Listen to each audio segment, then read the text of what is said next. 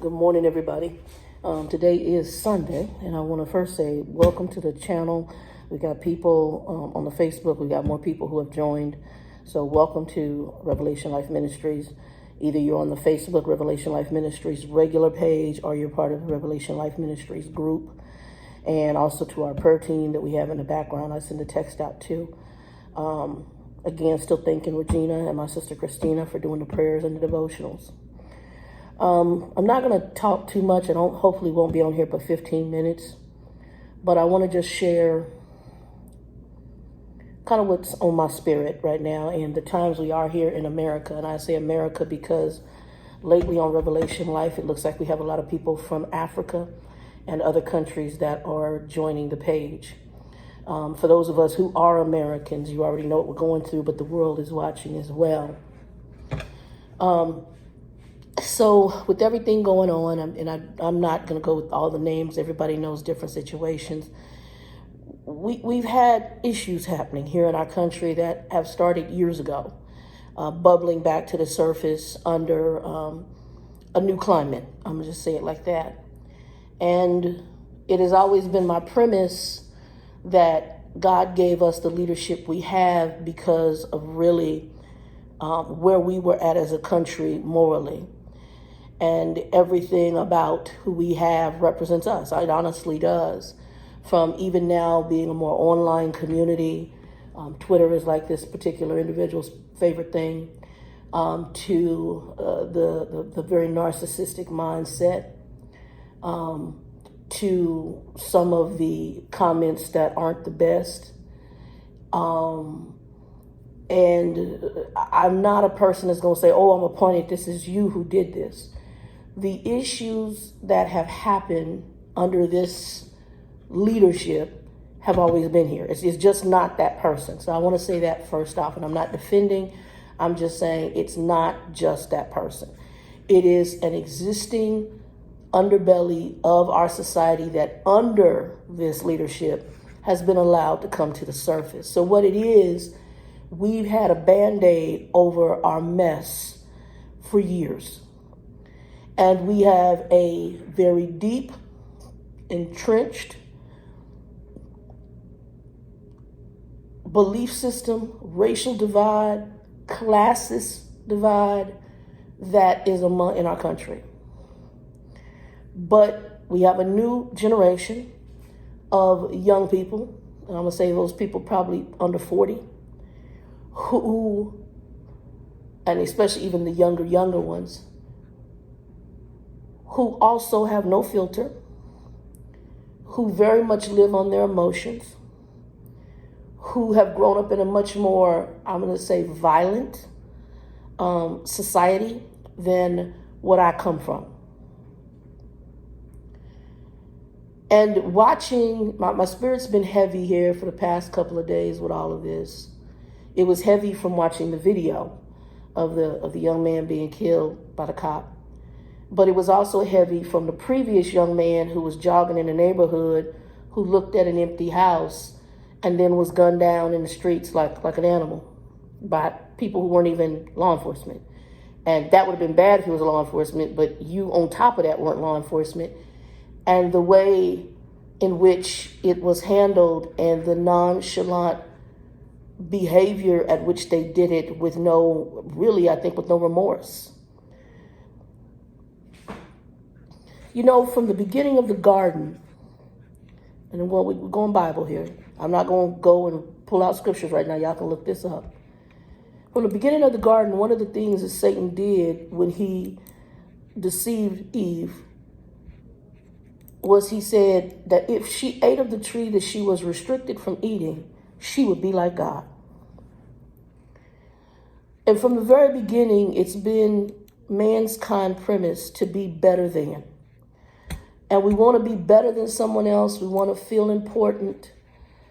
This was not really us. It was really Satan planting his own seed in the garden, in Eve's head, and in order to steal really the birthright of man's basic, what God had given us was command over everything in this planet, pretty much, which started in the garden.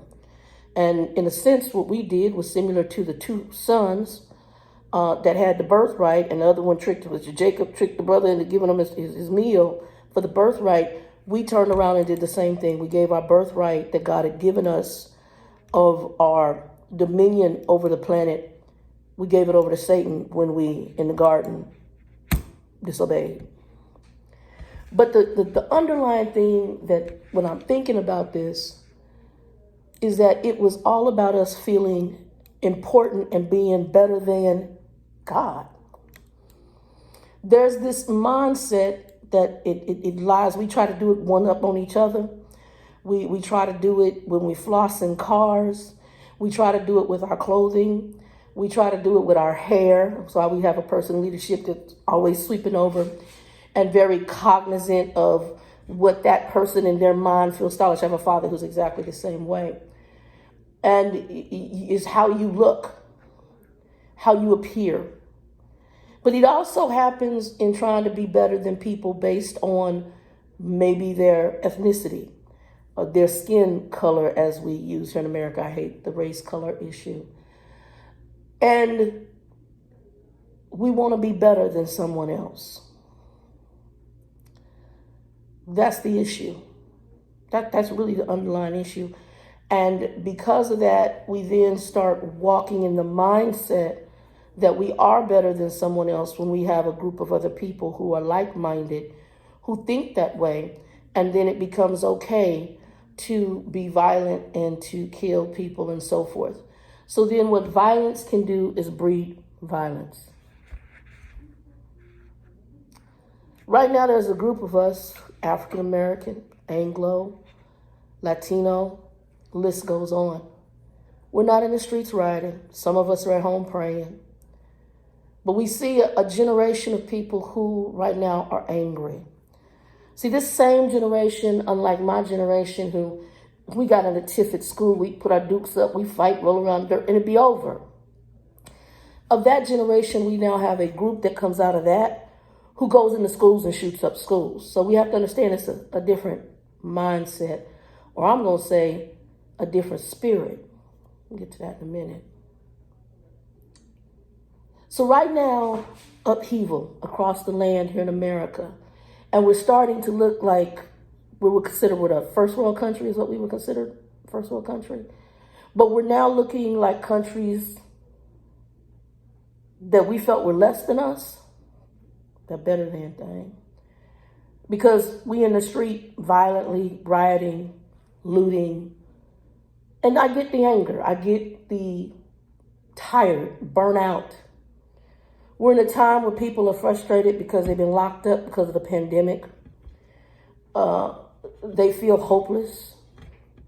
Then on top of that, here you are a minority and you see the disproportionate treatment of people that are like you and the fact that it doesn't seem like anything's happening and the system isn't working for you because the system wasn't built for you. It was built to be against you. That's really the truth.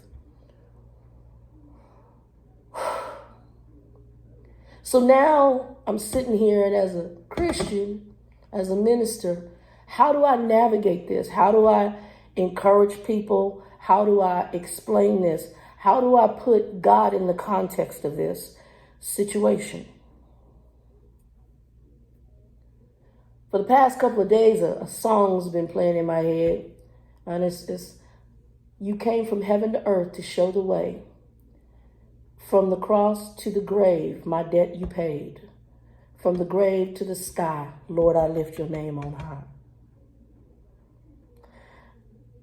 I watched different, not popular talk shows or conversations today regarding this. Some that were recorded yesterday, some that were recorded today.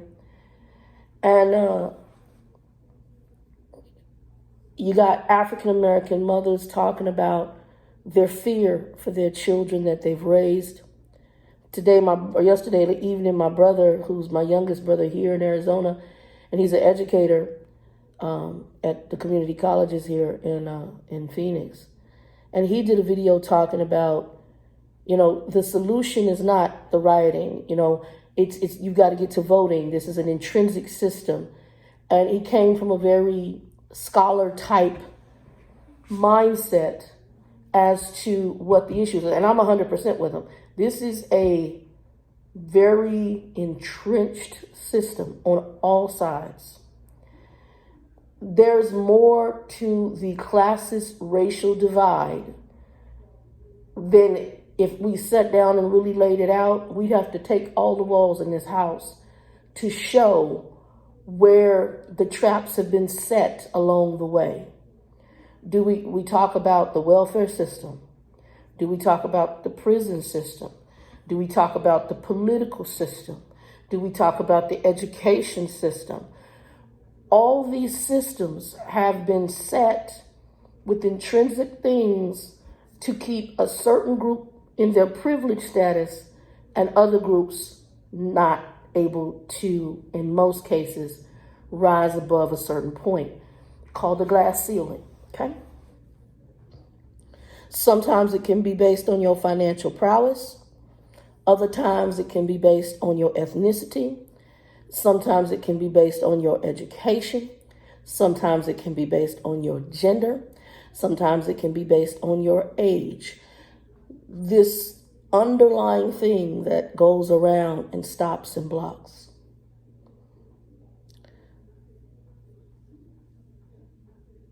As Christians, how do we navigate this? How do we deal with this? I had an online Christian minister friend of mine. She started swearing in her tweet. In her Facebook. She was so mad about it. And I knew that wasn't her character, but I know and I understand her frustration. I watched the same video as most of the world watched, where the cop put his knee on that man's neck, hands in his pocket, what his man pleaded for to breathe. I watched the video of the young man running, and these gentlemen jump out of a truck. He minding his own business, running. He's not carrying anything. Has no weapons on his person. There's nothing on this man. He's just running. He's not bothering anybody. And you jump out of a truck and gun him down. It's disturbing what's going on. So as I sit here today, my mind is playing Lord. My grandmother used to say, Lord, Lord, Lord. And my mind is Lord, Lord, Lord. I came from heaven to earth to show the way. From the grave, from the cross to the grave, my debt you paid.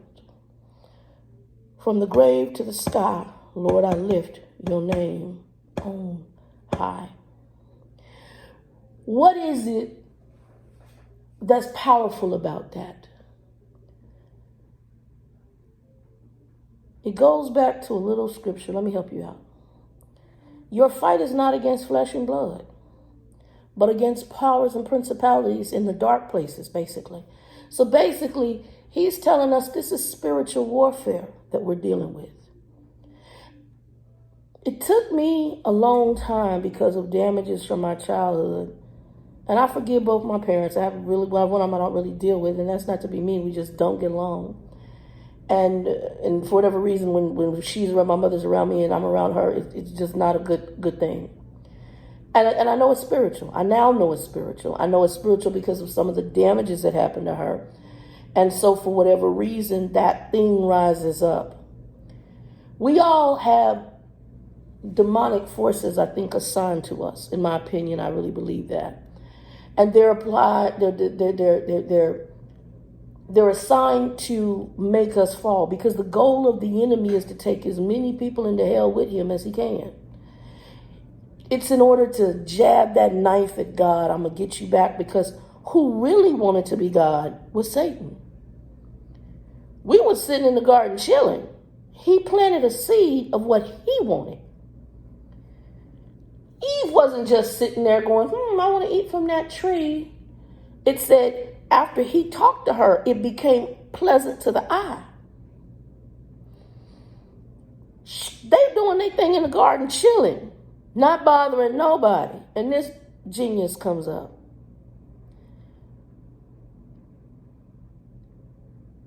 God is not an author of confusion.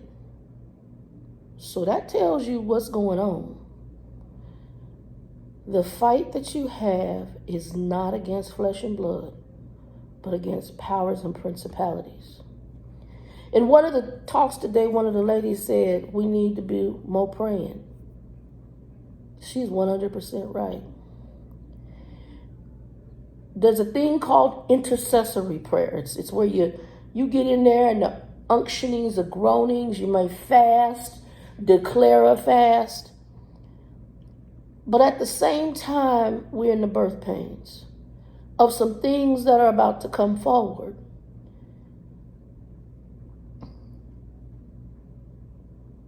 We're seeing stages being set.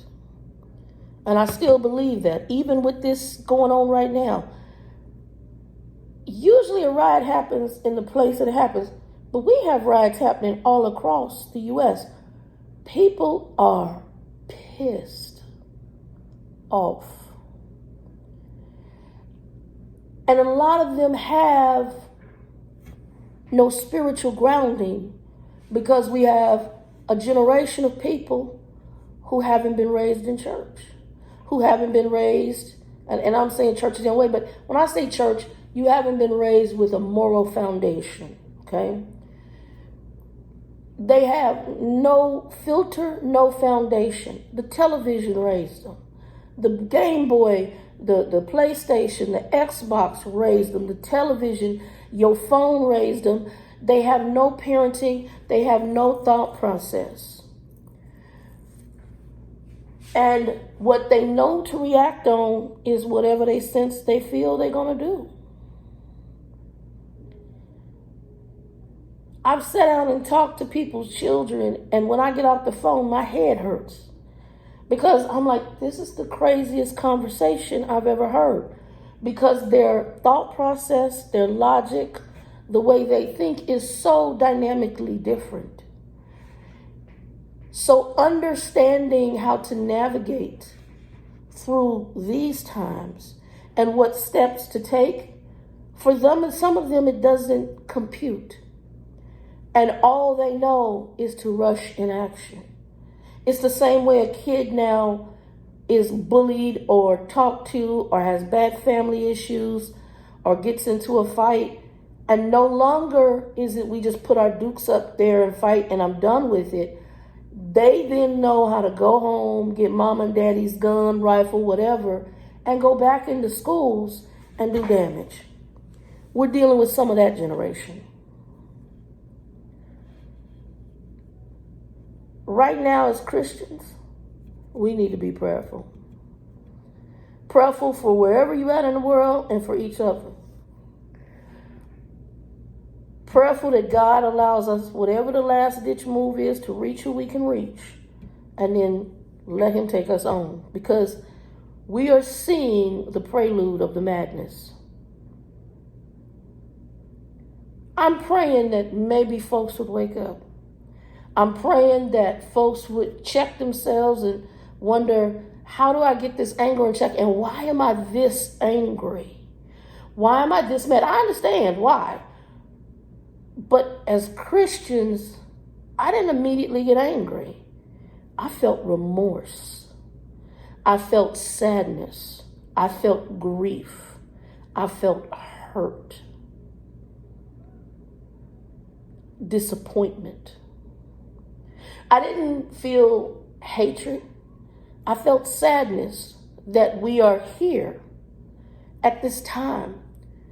I felt sadness for everybody involved, because what makes you not have enough compassion to hear somebody say, I can't breathe, and sit on their neck like a king?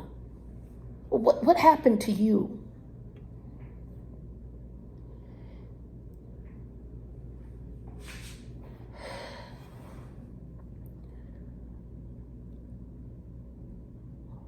We're in a world system that's nasty. And as Christians, we need to understand that the Bible tells us that the weapons that we have can pull down strongholds. And right now, we're in a world where we have a lot of people who have strongholds in their mind, in their spirit, in their thinking, in their actions. And we need to be the church. I ain't talking about the building you go to on Sunday. I'm talking about that relationship you got with the Lord. Your spirit right now should be in a mode of prayer. You should be lifting up the Lord's name. You came from heaven to earth to show us the way from the cross to the grave. My debt you paid. From the grave to the sky, I'll lift your name on high. When that gap was bridged between man and God because of the ultimate sacrifice of Christ, he left us the Holy Spirit that would show us things, teach us and train us, help us in our prayer life, help us in our walk and our conviction system to stay on the narrow path. But in that also we should have discernment and power through prayer to pull down strongholds. And we got some major strongholds right now. As Christians, we need to incorporate our prayer life beyond the people sitting in your household, beyond your friend. When my grandmother would pray, my father's mother, that woman, the food would get cold, but she prayed for the homeless. She prayed for the people who didn't have what she had. She prayed for the people whose minds was messed up and lost. She prayed for the broken. She prayed for everyone, even the people not in her household. And yes, that meal was cold, but I heard the sincerity of it ain't just about me. It's not just about us right now, y'all. It's about the world. It's about a generation that's lost. It's about a mindset that the enemy is using in order to create chaos, dissension. We need to pray. We need to go back to some civil rights type prayer.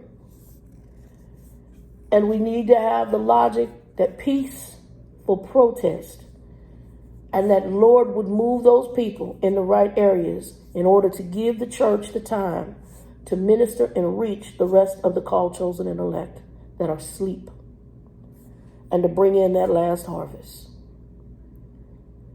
Be praying for us here in America, and we're praying for you. We're praying on this virus issue. We're praying on this crazy civil issue we got going on right now. And we're praying for this generation of people to learn to handle things differently. From the earth, from the heaven to the earth, from heaven, you came from heaven to earth to show us the way. From the cross to the grave, my debt you paid. From the grave to the sky, Lord, we lift your name on high. Guys, y'all be blessed. Thank you. 2 and 2.